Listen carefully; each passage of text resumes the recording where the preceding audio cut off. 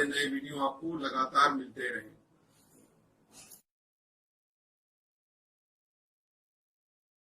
नमस्कार दोस्तों, धर्म रहस्य चैनल पर आपका एक बार फिर से स्वागत है।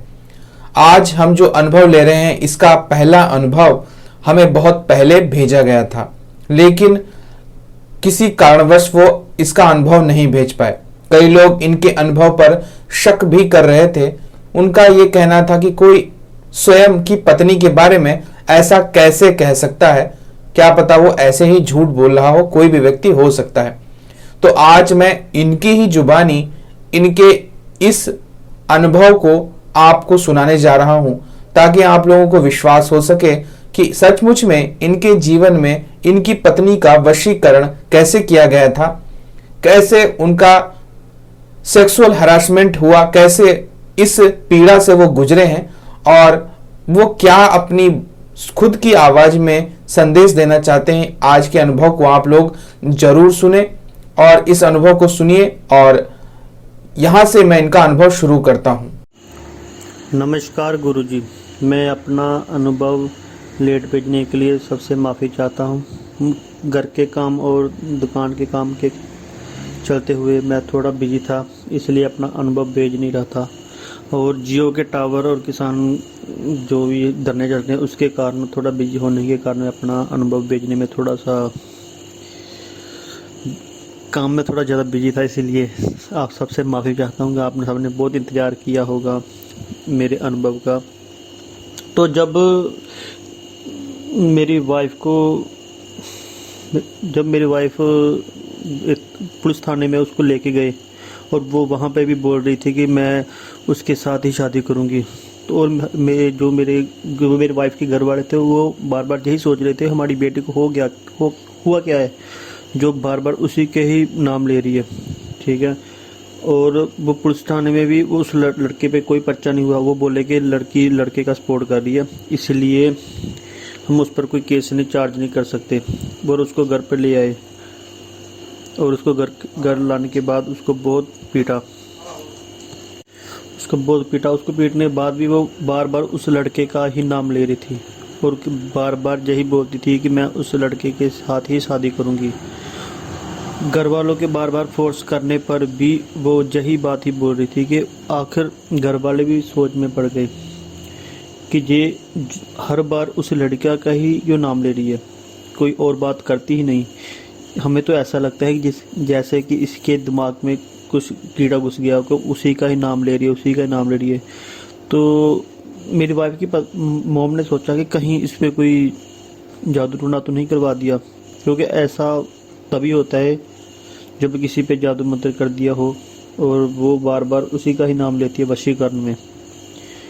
तो कुछ दिनों बाद उस लड़के ने मेरी वाइफ पर मारने क्रिया पर जोर किया, जो कुछ हद तक तो पूरा हो चुका था।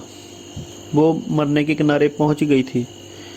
तो वहाँ पे कुछ मंदिर है, वहाँ लेके जाने के बाद उस पुजारी ने बोला कि इस पे ऊपर मान पर जो किया हुआ है ये बच नहीं सकती। अगर भगवान ने चाहा, अगर भगवान की भक्ति हुई, अगर इसने कोई अच्छे कर्म किए हैं तो भी बचेगी, नहीं तो इसका बचना नामुमकिन है। और घर वालों के रोने के कारण घर वाले रो रहे थे और उसकी बहन सभी रो रहे थे कि ये हमारे घर में ही ऐसा क्यों हुआ, हमारी बेटी ही ऐसी निकलनी थी, हमारी ही इधर बर्बाद करनी थी। और पुजारी ने बोला कि इसका बचना नामुमकिन है, ये बच नहीं सकती। अगर इसके कोई अच्छे कर्म होंगे तो ही ये बचेगी, नहीं तो इसका बचना नामुमकिन है। और मेरी वाइफ को घर जब लाया गया तो वो बहुत ही ज़्यादा वीक, जैसे कि पिंजरा और खून तो कतरा भी ना हो, और खाने का मन नहीं करना, और ऐसे मन करना कि जहाँ से बाहर भाग जाऊँ, घर से बाहर भाग जाऊँ, उस लड़के के पास ही चली जाऊँ। ऐसा होने के बाद सब घर वाले परेशान थे और उन्होंने किसी ने बताया कि शिव के मंदिर में इसको लेके जाओ, शायद वहाँ जाने के बाद ही इसका कोई इलाज हो पाए। और शिव जी के मंदिर में ले जाने के बाद 100 में से 10% को फ़र्क पड़ा, मान लो। ठीक है। वहाँ लेके जाने के बाद जब उसको थोड़ा फ़र्क पड़ा तो वहाँ पे 6-7 बार लेके गए और 50% फ़र्क पड़ गया। ठीक है, और जब फ़र्क पड़ ले गया तो उसको फिर घर में लेके आए। ठीक है, कुछ दिन तो ठीक रहा, ऐसे चलता रहा। उस लड़के ने फिर उस लड़की पर, मेरी वाइफ पर वशीकरण पर जोर कर दिया। वो जो पड़ोसन थी उसी ने फिर घर में आई। ठीक है, तो फिर उसने बोला कि मैं नाम तो नहीं लूँगा कि तुमको क्या प्रॉब्लम है। ठीक है, तुम कितने दिनों से मैं देख रही हूँ तुम ठीक नहीं हो। और उसने बोला कि मैं जहाँ कहीं दरगाह पे गई थी वहाँ से तुम्हारे लिए प्रसाद लेकर आई हूँ। उसने फिर उसको खिला दिया और फिर वो उसी की वशीकरण में ही। तो और फिर वो वही पहले जैसे करने लगी कि मैं उसी लड़के के साथ ही शादी करूँगी, मैं तो इस घर में रहूँगी नहीं, मैं तो घर से भाग जाऊँगी। तो वो घर से भाग गई। घर से भागने के बाद वो उस लड़के के घर चली गई। तो और उसकी माँ ने पूछा कि तुम किधर आई हो। तो वो बोली कि मैं आपके लड़के से साथ बहुत प्यार करती हूँ, मैं इसके साथ शादी करना चाहती हूँ। तो और आपका लड़का भी मेरे साथ बहुत प्यार करता है, वो भी शादी करना चाहता है। जब वो लड़का उसके सामने आया तो उसने बोला मैं तो इसको जानता नहीं हूँ, तो ये मेरे पीछे पड़ी है तो और ये बोल रही है कि मैं तुम्हारे साथ शादी करना चाहती हूँ।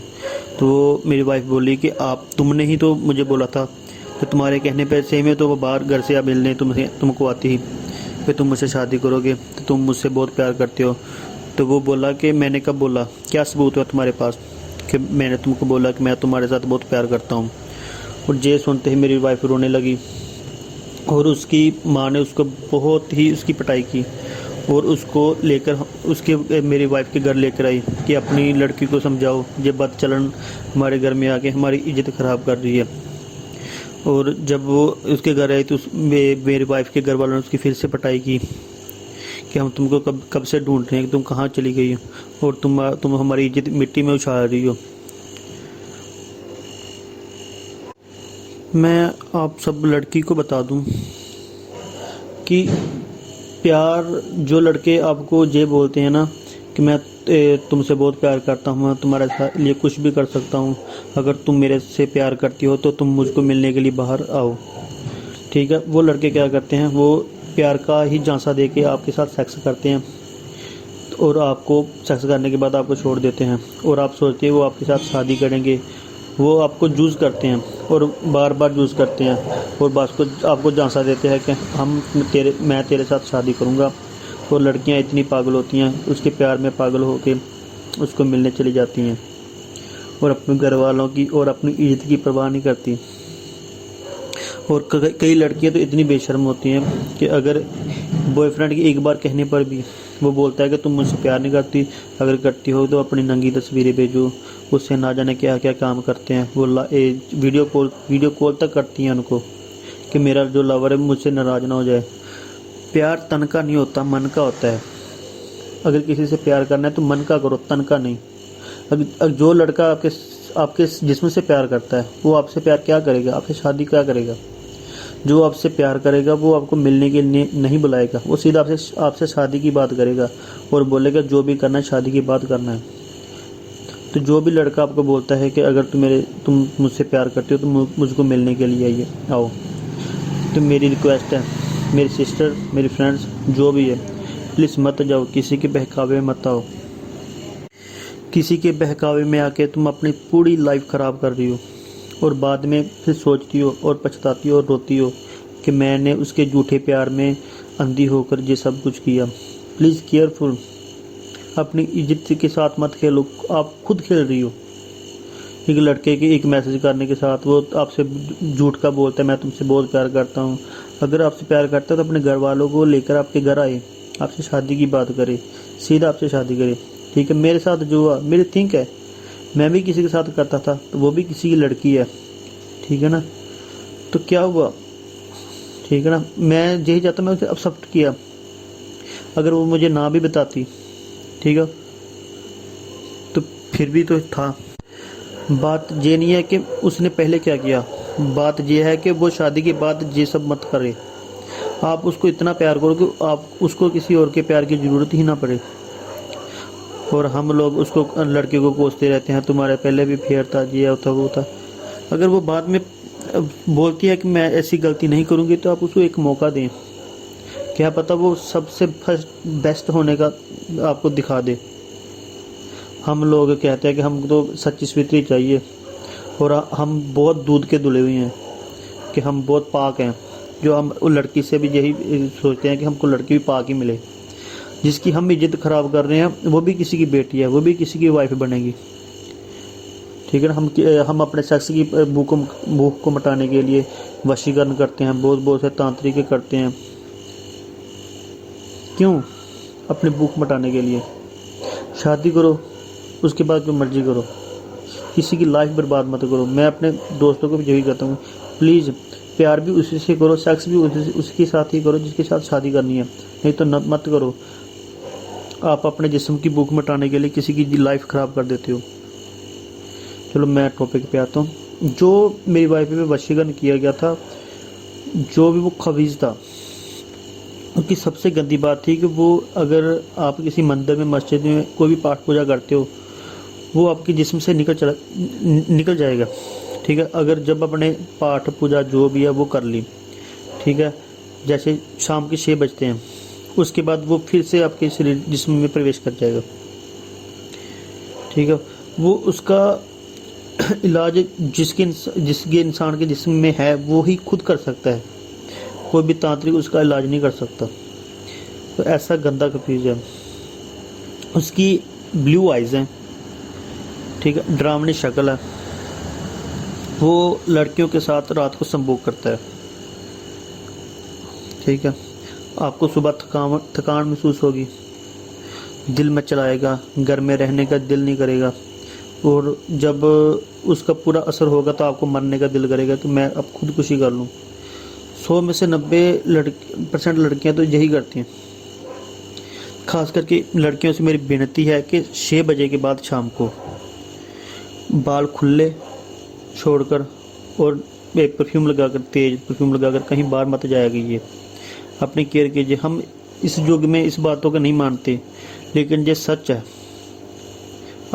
आज भी भूत प्रेत हैं जो चिपक जाते हैं लड़कियों के, सुंदर लड़की को लिपस्टिक लगा के निकलती हैं, पूरा हार श्रृंगार शाम को लगा के निकलती हैं अकेले कि हमें क्या हो जाएगा। हम नहीं इन बातों को मानती, लेकिन ये सच है। बाद में पछताती है, कहते हैं हमारा जब उसकी शादी होती है हमारे हस्बैंड में बन नहीं रही, ये कम होता है, फिर पछताती हैं। रात को डरावने सपने आएंगे और आपको थकावट, आपका घर में मन नहीं लगेगा, आपको कुछ भी अच्छा नहीं लगेगा। और सबसे बड़ी बात, आपको जो भी घर वाले जो भी बोलेंगे आपको कुछ पल्ले नहीं पड़ेगा, कुछ समझ में नहीं आएगा तो क्या आप बोल रही हैं। आपको लगेगा बस ऐसे ही फालतू का बोल रहे हैं, आपको ज्ञान दे रहे हैं। पाठ पूजा कीजिए, भगवान पे विश्वास रखिए, और किसी से कोई आपसे ज़्यादा प्यार करता है, जरा परख के पहले चीज़ उसको खिलाइए, कहीं आपके लिए धोखा ना हो, आपके लिए वशीकरण की कोई चीज़ ना हो। तो मेरी वाइफ फिर से वशीकरण होने के बाद उसको फिर भी मंदिर में लेके गए और थोड़ा थोड़ा उसका ठीक होने लगे।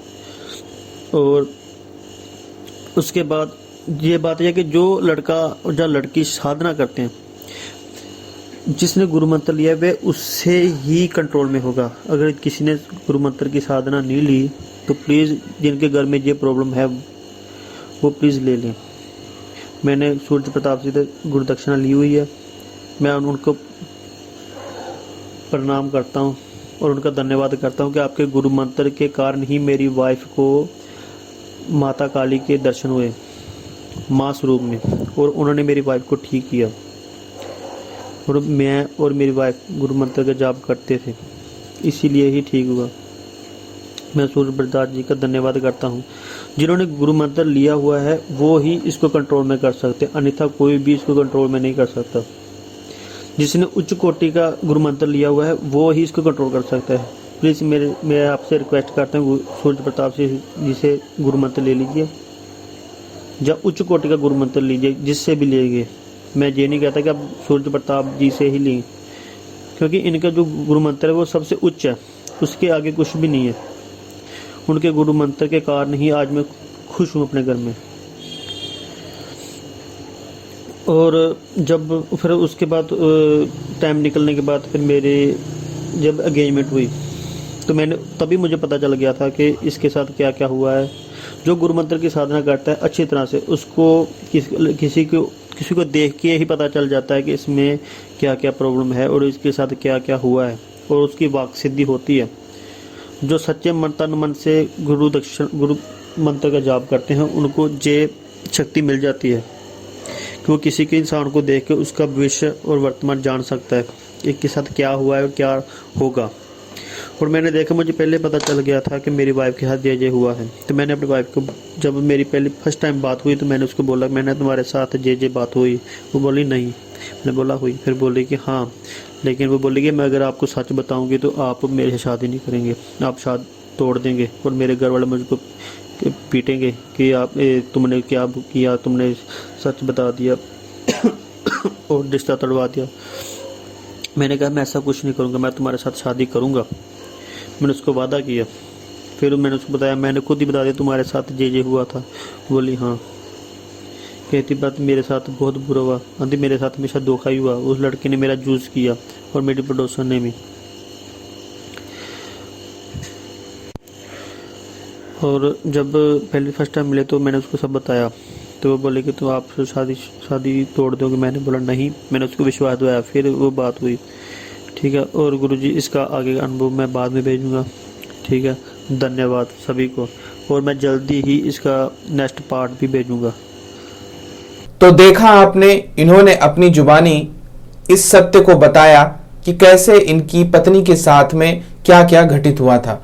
वशीकरण जैसा बुरा कर्म किसी को नहीं करना चाहिए, लेकिन सबसे बड़ी बात है, मैं इनका धन्यवाद कहता हूं कि आपने इतना सब कुछ होते हुए भी अपनी पत्नी को स्वीकार किया, जो आज की दुनिया में किसी भी पुरुष के लिए करना इतना आसान नहीं है।